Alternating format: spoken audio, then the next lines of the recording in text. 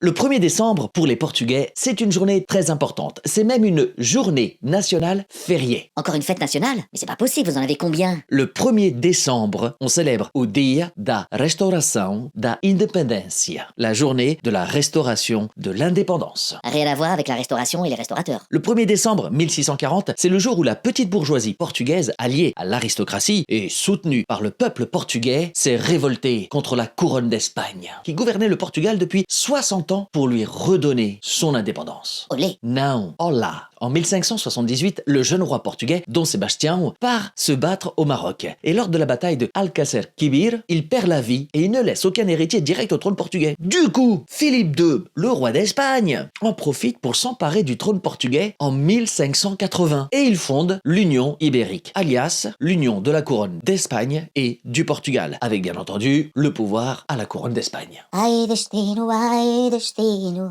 Et donc pendant 60 ans, le royaume du Portugal va être gouverné par 3 rois espagnols. Mais en 1640, le 1er décembre, la révolte va sonner. Une troupe de 40 hommes.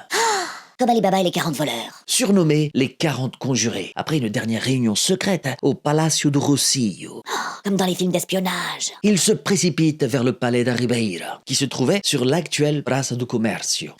Je sens que ça va barder. Ils arrêtent le secrétaire d'État espagnol, Don Miguel de Vasconcelos, et ils le jettent par la fenêtre. Il y avait combien d'étages? Ils arrêtent également la représentante du roi, la duchesse de Mantoue. Ah non, c'est vrai, ils l'ont arrêté au rez-de-chaussée. C'était -1. Et aussitôt, ils proclament la restauration de l'indépendance du Portugal. Liberdade para Portugal.